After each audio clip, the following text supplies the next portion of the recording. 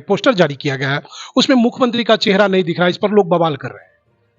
नहीं नहीं नहीं, देखिए, मुख्यमंत्री का चेहरा जब हम चुनाव संपन्न होगा, सर्व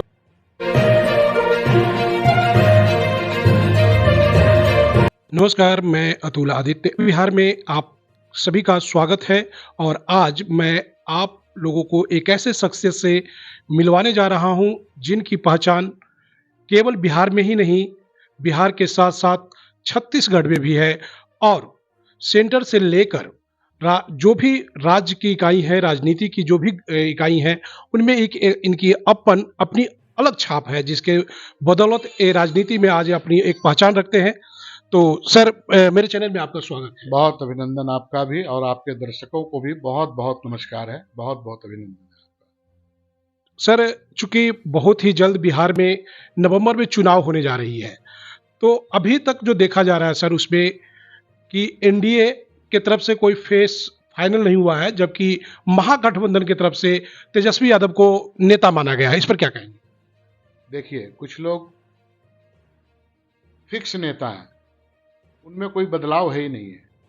वो घर के ही नेता हैं, घर के ही अध्यक्ष हैं, उनके घर के ही सारे पावरफुल लोग होते हैं। एनडीए और खास करके भारतीय जनता पार्टी एक अलग विचारधारा की, देश के साथ जुड़ी हुई संस्कृति विचारधारा की पार्टी है, जहां कार्यकर्ताओं से लेके सभी का एक सम्मान है, एक स्थान है। तो हमारी पार्टी में घोषित पहले से कोई इसलिए नहीं होता कि वहां पे सब अपने अपने प्रदर्शन करते हैं, अपना अपना परिश्रम करते हैं और पार्टी जिसको उस लायक समझती है, चाहे वो कार्यकर्ता, आपने देखा होगा कई उदाहरणें, अभी दिल्ली का चुनाव था, वहां मुख्यमंत्री के चुनाव में आपने देखा होगा। तो भारतीय जनता पार्टी का कल्चर अलग है, हम उनके जैसा बनना भी नहीं चाहते।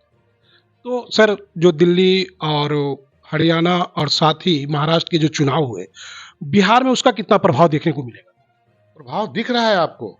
दिखेगा नहीं, प्रभाव तो दिखना चालू हो गया कि इस बार एनडीए की फुल बहुमत की सरकार बिहार में बनने जा रही है। लोग अब ये जान चुके हैं कि बिना इसके साथ बिहार का विकास कहीं से संभव नजर नहीं आएगा। इसलिए यहाँ की जनता, देवतुल्य जनता जो वोट करती है, जो निर्णय लेती है, उसने निर्णय ले लिया है। सर, लेकिन राजनीतिक गलियारे में एक और चर्चा चल रही है कि अभी जो नीतीश कुमार की जो पार्टी बीजेपी की तरफ से जो एक पोस्टर जारी किया गया है, उसमें मुख्यमंत्री का चेहरा नहीं दिख रहा है, इस पर लोग बवाल कर रहे हैं। नहीं नहीं नहीं, देखिए, मुख्यमंत्री का चेहरा जब हम चुनाव संपन्न होगा, सर्वसम्मति से जो निर्णय होगा वो सबको स्वीकार होता है और एनडीए एक, जितने घटक दल हैं उन सब की बातों को भी लिया जाता है और भारतीय जनता पार्टी जो कहती है वो करती है।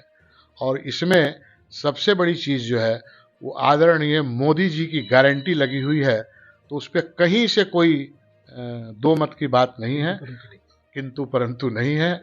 आश्वान्वित हैं सब कि अगर जहां मोदी जी गारंटी के लिए बात करते हैं तो वहां फिर कुछ रह नहीं जाता। एक और चर्चा है सर कि निशांत भी राजनीति में आने जा रहे हैं, तो फिर आप लोग वंशवाद से कैसे लड़ेंगे अगर आते हैं? नहीं, देखिए, निशांत जी राजनीति में आज से 20 साल 25 साल पहले आ जाना चाहिए था, तब उसको आप वंशवाद कहते। वंशवाद तो वो है कि जिसको कोई ज्ञान नहीं और उसे आप विधानसभा और लोकसभा में भेज रहे हैं, वंशवाद वो है। और उन्होंने तो तपस्या की है, इंतजार किया है, और आज नीतीश जी का फल जो है, नीतीश जी का जो कर्म रहा है, नीतीश जी का जो योगदान रहा है बिहार में आगे ले जाने में, उसको कैसे भुलाया जा सकता है। और अगर उनके पुत्र 25 साल 52 साल के होने के बाद, जबकि 25 साल पहले राजनीति में आ सकते हैं, 25 साल बाद राजनीति में आ रहे हैं, तो ये वंशवाद का कहीं से कोई टैग नहीं है इसमें। तो क्या माना जाए सर कि जो बाकी पार्टियां करती है कि अपने बच्चों को आगे बढ़ाती है, तो क्या एनडीए में भी इस तरह का चलन चलेगा? नहीं, कहीं आपने देखा? कहीं ऐसा हो ही नहीं सकता, संभव ही नहीं है। ये कार्यकर्ताओं की पार्टी है, ये जनमानस की पार्टी है, ये भारतीय संस्कृति की पार्टी है, इसलिए उससे बाहर हम नहीं जा सकते। एक सवाल और है सर कि प्रशांत किशोर अभी एक किसी चैनल से बात करते हुए कह रहे थे कि इस बार बिहार में बीजेपी की सरकार या एनडीए की सरकार नहीं आएगी, परिवर्तन होगा। इस पे आप क्या कहते हैं? देखिए, प्रशांत किशोर जी बिहार के भाग्य विधाता नहीं हैं।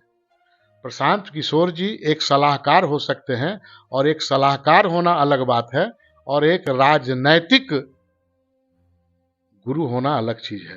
तो वो चीजें छोड़ दीजिए। प्रशांत किशोर जी का अपना प्लेटफॉर्म है, कुछ कुछ कर रहे हैं, अच्छी बात है, लेकिन ऐसी भविष्यवाणियां से बचना चाहिए उनको। तो क्या लग रहा है कि प्रशांत किशोर अपना चेहरा चमकाने के लिए तो नहीं भविष्यवाणियां कर रहे हैं? हर कोई राजनीति में कुछ लोग अनर्गल बयान दे के ही जाने जाते हैं, सुर्खियों में रहते हैं।